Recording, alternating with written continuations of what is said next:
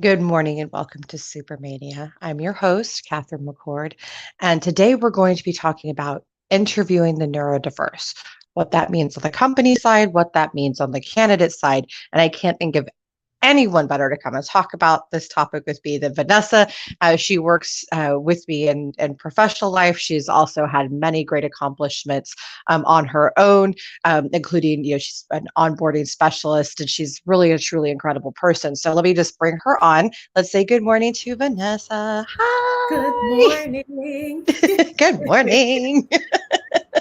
What an introduction. Oh, yes. Well, you're so welcome. I mean, you were just quoted in Forbes. So, I mean, I mean, props. big deal. Props. I am so excited for you to be here with me today to talk about this topic. So, let's just start off because, I've had some people asking me to do this lately. Let's talk about our neurodiversities real quick. So, first of all, introduce yourself, give yourself a little spotlight, and then please tell us a little bit about your neurodiversity.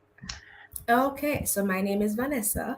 I am from Jamaica, so yes, small island in the Caribbean.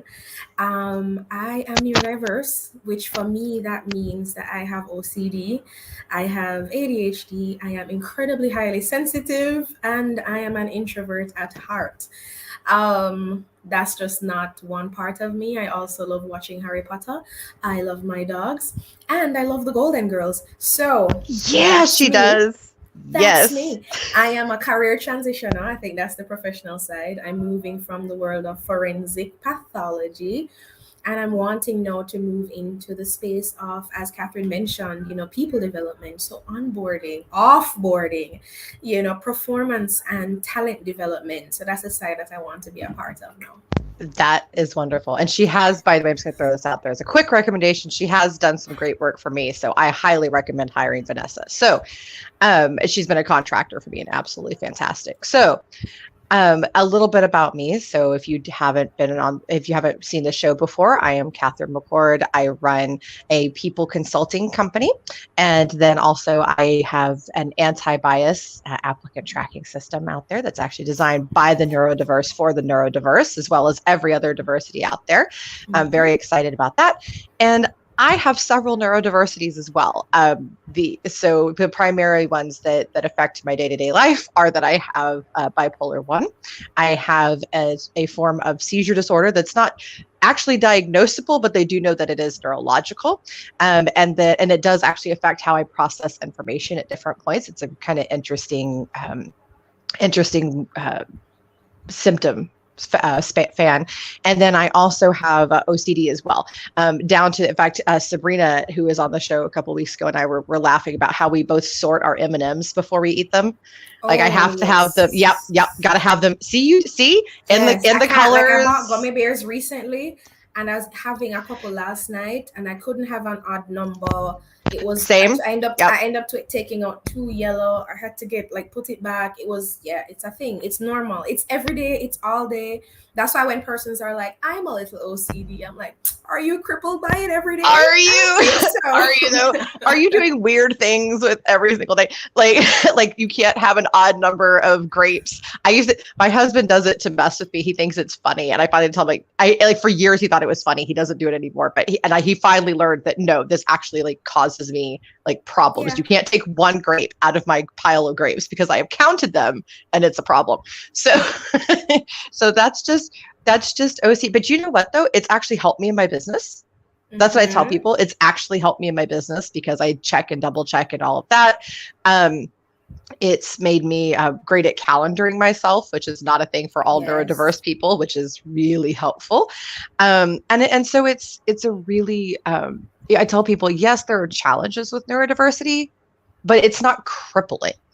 Mm-hmm. Like you could still be really awesome and function. And there's been a lot of studies, including by Hewlett Packard, when they released a study about their neurodiversity program that showed that the neurodiverse teams were 30% more productive than the other Right. teams when allowed, quote quote, to work like themselves, not being forced to mask. So let's talk about that real quick.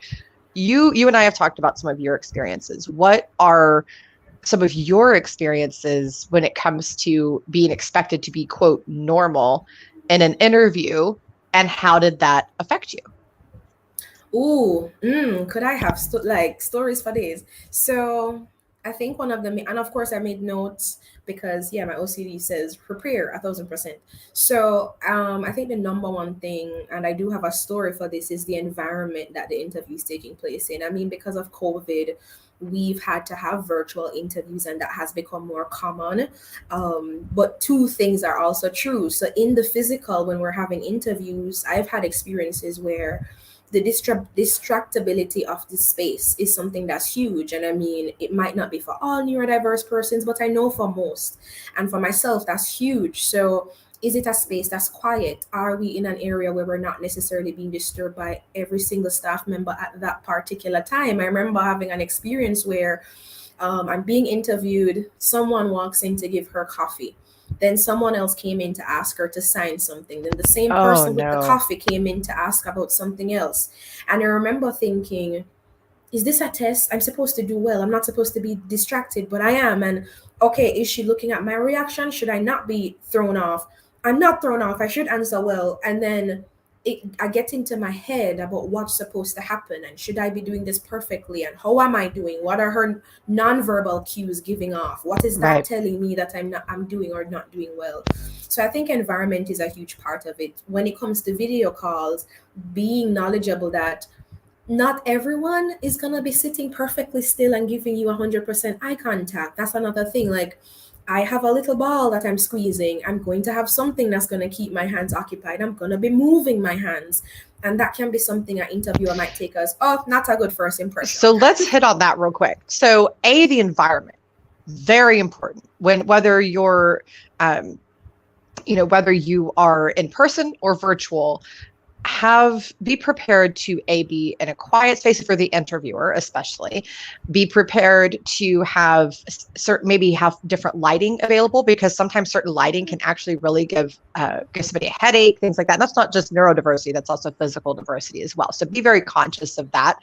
And sound matters. So Yep. I tell everybody who interviews virtually, use a headset. It really helps focus the sound, and it's a lot better for the neurodiverse community. But so those are just some of the basics for environment. And also the distracting thing. I've seen people do that. Don't interview in a loud space if you're in person, and tell people, I'm in an interview, don't come in here. Like, just let people know I'm going into an interview. Do not disturb. Go away. Give For me half just an 5 hour. minutes. Yeah. Not a long time. Yeah, give me 35 minutes. Like, you'll be fine. Just simmer down. Because I always tell people that just the environment matters. So then you also hit on something really smart, which is that the different types of interviews. So I always talk about no contact interviews. So and people always think that just means not touching, which, yes, that is part of it. Yeah, there are people that don't want to be touched. Perfectly acceptable. And just in general, it doesn't have to be COVID related. Just in general, somebody may not want to touch you, and that's fine.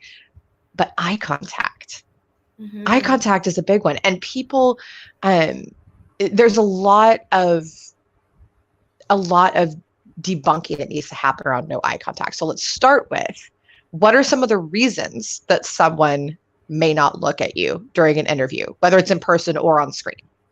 Yeah, I mean, I know for persons that do have autism or on the autism spectrum, like that's something that's huge for them, because to think, like, even for me, I have OCD, I have ADHD, all those different things. I'm a quite anxious person.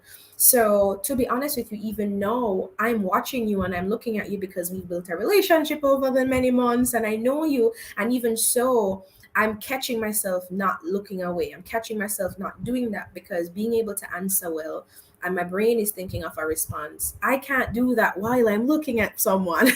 You know what I mean?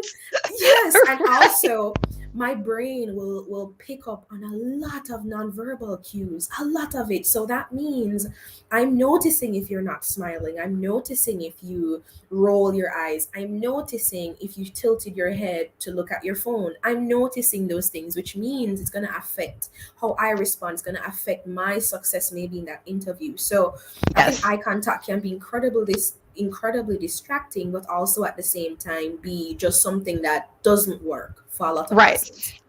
And there are multiple reasons. Another thing that happens when you're on camera is that it can actually give somebody, like I was saying earlier, a headache because of the different lighting. So they have lighting in their room, you have lighting on your space. There's the extra motion from the camera. It can actually give people migraine headaches. So be aware of that someone may not be looking at you for that reason. I have my seizure disorder. There are days when certain types of movement, certain types of light cause that. Yeah. There are times that I'm just thinking. And to your point, I don't want to be distracted by your emotions in your face for a moment because I really want to process what I'm saying and say the correct thing. I even do that during the shows. I've had some people comment on it, and privately, they messaged me privately and commented on it. And I don't mind that. It's something that I think interests a lot of people, but it's just more comfortable, and there's nothing wrong with that. So I've had a lot of people then say to me, oh, well, I can't hire that person for sales or for a customer facing role because they're not able to look somebody in the eye. First of all, you don't think you might have customers that have similar pathologies? Like, let's just duh. And then also, just because someone doesn't look at you doesn't mean that they're not paying attention. I've known very successful sales, customer service, relationship managers, tech support, people that all different kinds of positions that give presentations that prefer no contact interviews and no contact meetings. So it doesn't mean that they're not listening to you. So let's talk about so that was a perfect way to start that. Thank you. So then you also talked about your ball. So talk to us about how that helps you and the things and why that kind of thing should be allowed into an interview. Yeah, sure. So for me, my body is moving, fidgeting. It's doing a lot of things, and it's internal energy that needs to be expelled somehow. So having something that I can have my body focus on instead of having that affect how my mind is going to be thinking or answering a question or doing something that I need to be focused on. I have things in my environment that helps me to release that. So while we're having this interview, sometimes while I'm having any conversation, I'll have something that I'm holding and squeezing and moving around. As you notice, I usually have on my very cute brown headset. I went through it very quickly because I was playing around with the cord. That was the thing that I was adjusting, and it like only one side works, and that drives me crazy because while I'm trying to listen to someone, talk to someone, I'm fixing it in the perfect space to allow both sides to work. So that's why I don't have it anymore. So I will have different things. There's this medallion coin thing that I have, and I'll be moving it along my fingers or doing something like that. That will allow my body to have something to release its energy towards and focus on unconsciously while I'm able to consciously do what I have to do. So that's something. And it works. I know a lot of persons move like Jerry Johnson, like when she did her interview. Yeah, she does. I remember, and we have had conversations around that, the movement. So if we're sitting maybe for more than 20-30 minutes, you're gonna see quite a bit of person start doing this. And it's not a disrespectful thing. It's not because we're not focused or not listening. It's because our bodies are like sitting here for such a long time. It's kind of not the funnest thing. Yeah, it's not. Which brings me to keep your interview short, please. Oh, nobody wants to be sitting still for an hour. That's actually not good for your body. You're supposed to be getting up and moving at least every half hour. So also be aware of the time that you're spending, that you're holding somebody still. B, and yes, I completely relate. Here is one of my things that I play with. This is my bunny, and I pet the bunny and squeeze the bunny and and all of that, and I'll sit here and do this on a day when I'm in high mania. I don't need it every day. I don't. That's one difference between us. I almost always see you with one of your toys. I just have my bunny for when I have mania, when I have some of my epilepsy stuff, and it helps me to ground. It's part of my grounding exercises. So this is something that a lot of people have a problem with, and it's because it annoys them. Mm-hmm. And so what I say to people is, well, but that doesn't mean that they can't do their job. And that's what people interviewing have to focus on. Is it's not about does this person have this physical diversity, this neurodiversity, age diversity, whatever it is? It's not that. It's, can they do the job? That's it. That's all you're there to find out. So who cares if somebody has on a headset, has a ball or a coin in their hand, is bouncing up and down and moving around? Can they do the job effectively? Period. Exactly. And I think that I mean, you mentioned grounding, and that's also something huge. I know for me, I have a large rug in my room that's very fluffy. And is it a pain when I have 3 dogs that love to massage themselves on it? Yeah, that's not fun. But I'm moving my legs on that consistently. So I will be doing that throughout any conversation while I'm working on my laptop. That's something that helps to ground me, because I know if my anxiety is about to peak or it's just about to fluctuate, I know having that grounding experience of I'm on the floor, I am safe, I'm positioned, that sort of thing helps. And even like being able to like touch your fingers, counting, like those different things, like even for persons that are not necessarily fit into the box of like an autism or dyslexia, or having ADHD or OCD or all these different things, like maybe it is that they have really bad anxiety. Like these are the things that they would need to ground themselves. And then you led into hopefully the next part is like the type of questions that you're going to be asked, like being very brief and those sort of things. I know for me, one thing I really wanted to touch on was questioning, like the direct questions versus like abstract questions. So I've been in situations where I'm being asked, how many pens do you think this container holds? Or I remember once being asked, wait. What? They did not actually ask you that. No. Yes. And I was asked, if you were to climb the side of a building, but it's all glass, like those sort of abstract questions. I was asked once, did I want to be in the Navy or a pirate? I was legitimately asked that. So the thing is, I mean, I'm not an HR expert. I'm no doctor. I'm no psychologist, but I know from my own experiences, the experiences of others, what that means. So for us, we don't like the abstract questions because we literally start thinking about it. So we don't, not that we're not smart, not that we're not incredibly intelligent, but like we start to literally think, what resources do I have to scale this building? Am I getting suction cups? Would it be best to do that? Am I being offered a ladder? That's what I wanted to. That's what I wanted to hit on. It's not that people that with neurodiversities don't think abstractly; they absolutely do, and it's not that they don't think creatively; they absolutely do. But they're going to go down a whole rabbit hole, and then that one question is going to take you 15 minutes to circle back out of. I'm going to ask you all those background questions, and even I remember even reading something where someone was actually asked something as simple as, how did you find your last job? And that could genuinely mean, what was your experience with your last position? But like a neurodiverse person responded to that question by saying, well, they had an ad up on Glassdoor, and then I also saw it on Monster, and then I applied and waited maybe a few weeks, and the interview was really good, and I worked there for maybe 4 years.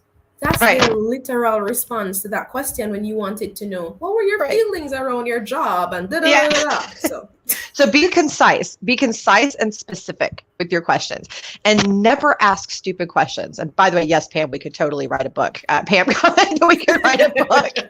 And I'm telling you, I really could, because it's just flabbergasting me. So if a question is stupid, don't ask it. If a question, and what I mean by that is, does it help them align themselves with the job directly? No, then don't ask it. That's ridiculous. Don't and ask questions in a very specific, concise way. So don't use a paragraph to ask a question that should be one sentence. And I know as a neurodiverse person that sometimes that can be hard. Okay, so I have empathy for the other side too, but it's your job to help set them up for success. So even if you're the neurodiverse person and you're the one interviewing, you need to sharpen that skill, because it's the burden of success for the interview is on you. It's not on the candidate. They don't need to be good at interviewing unless you're hiring them to be a recruiter or something like that. That's not their job. Your job is to be good at the interviewing. That's your job. So ask concise questions and ask questions that are relevant to the job, not weird abstract things about pirates and pens. Okay. just My God. no to that. No. So the other, and never ask somebody about their physical or neurodiverse diversities. Okay. Just don't do that. Why? Because I've seen that happen. They're like, why are you doing that? Why are you fidgeting around? Why are you? No. Okay. First of all, that's an illegal question, at least in the United States. It is in many other countries as well. Mm-hmm. Don't do it. You do not have the right to ask about somebody else's physical condition or mental health condition. Second of all, it's just rude. It's just rude. Cut it out. Stop it. So we've talked about the importance of how you interview. So when you're structuring an interview, so these are some of the problems that we've seen that you don't want to do. So here's how to fix it. Okay. So start with a plan. Plan out your interview process. Make sure that what you're asking, you should get the same information from everybody. That does not mean that you need a script for your interview, but it does mean that you need a checklist of the information that you're going to collect. That's how you keep everything fair. That's how you keep everything inclusive. And that's how you keep everything effective. So it's very important to collect the same information. So plan, make accommodations standard. I'll ask people, say, hey, these are some accommodations that we offer, have a list, and then say, and please let us know of anything else that would make you more comfortable for the interview. And then as you're going, if you notice something like, the movement, and I'll just roll with it. Just let them have it and say, and I had one lady, I thought this was genius, and not everybody's in a position to do this, but she would offer walking interviews. Would it help you if you were up and moving? If so, please do so. And even if it was in person, she would do that. She'd let people just pace around the office as they spoke. And I thought that was so cool. So if you can offer something like that, that can be very helpful for somebody. So just think, the bottom line is think outside of yourself, right? Isn't that just kind of the crux of it? Just think outside of yourself. and how you like to be interviewed. Think of other humans and just roll with it. That's my other thing. Just roll with it. Who cares if somebody's playing with the ball when they're talking to you? If they're taking notes, if they're dyslexic and the notes. And the notes. And then with dyslexic folks, and also please stop with the personality tests and written assessments. Please stop. For so many reasons, it can really affect folks with dyslexia because they're great with auditory tests, not written, and they know all the answers. It's just the written version. And if they don't have their app, which they may not have, their app may not work with whatever testing that you're using. Yeah. That will not work, and that's a non-inclusive approach. So cut it out with that. And just think outside of you. So Vannessa, what are some other things when people are thinking about interviewing neurodiverse folks that involve thinking outside of themselves that are very helpful? Oh, okay. I think the hypothetical type of questions, that's not one of the things I wanted to touch on. So we like to be asked things that have relations to our past experiences or something that we can relate to respond in the best way. So that means saying things like, tell me about a time when, versus saying, how would you approach a situation where a person might, in a situation on your shift? So again, with the paragraph, again, with the hypotheticals, again, with trying to kind of push that abstract sort of thinking, because what will happen is you might find us overcompensating and leading more into people pleasing. And it's not because we're not lying, but we're trying to look at the best way to answer this question to impress you, instead of you saying, tell me about a time when this happened, or when you faced a difficult situation, how did you handle it? Oh, yes. Which gives you the same answer, by the way. Have you had this happen? And then now, if they haven't had that happen, then you might have to kind of say, okay, so based on your past experience, How would you And handle this? what I was able to do is I also have a script of that thing of like if I have not had an experience with that particular thing, I'll actually say I haven't had an experience in this particular situation, but how I would handle it is this way. Allow me to still be able to compare it to something that I have done or something that's relating to it that I can then speak to, which will hopefully give you the best response. And then a lot of times, I mean, you can tell me if this is okay or not, but for me, like being able to say, was I able to answer your question? Are Yes. there any details that you would have wanted me to, expound on, and giving them the chance to say yes or no, that's enough. Because Yes. also that ADHD side of a lot of persons comes out where we're talking too much because we're so excited. We're going on, so we're not really sticking to the perfect context, action, result. We're not sticking perfectly to that because we're going so deep in the context and what my Yep. place was, and this is what happened, and we're getting excited. So, And and then just we're remember, thinking, again, just remember again, I want to hit on this right in the middle. Sorry to interrupt you, but I want to hit on this right in the middle of what you're saying. Remember, you're not hiring them to interview. So it's okay if their interview style is all over the place, if it's a little bit confusing, if it's different, it's even a little strange, just roll with it because you're not hiring them to interview.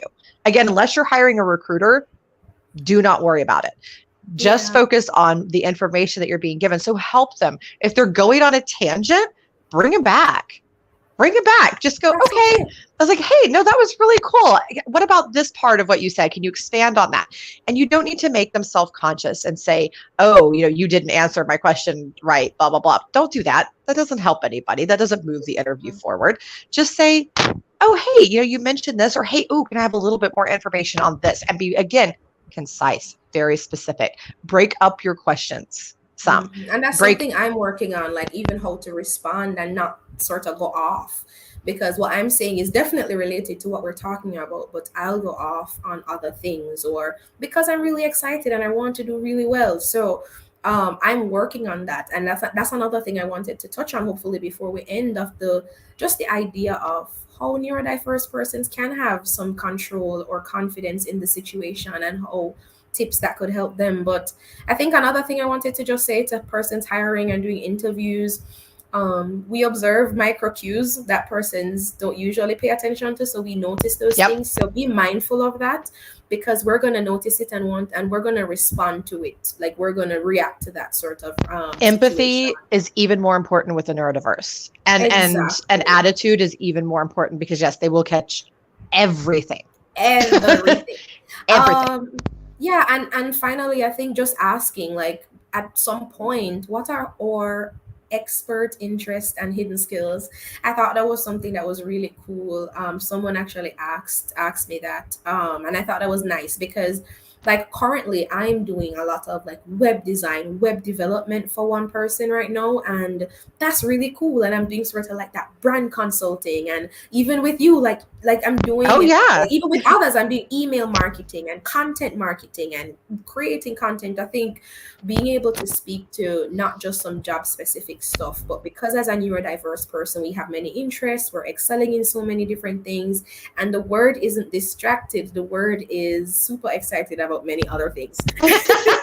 We're super excited. So let me talk about the fact that I'm doing web design, because that's really cool. Yes. And maybe I could definitely be an asset in those areas, and I'm bringing extra skills. So just always remember, like, neurodiverse persons have many superpowers. Always ask people what's important to them in their next role. Right off the bat, that should be the first thing out of your mouth.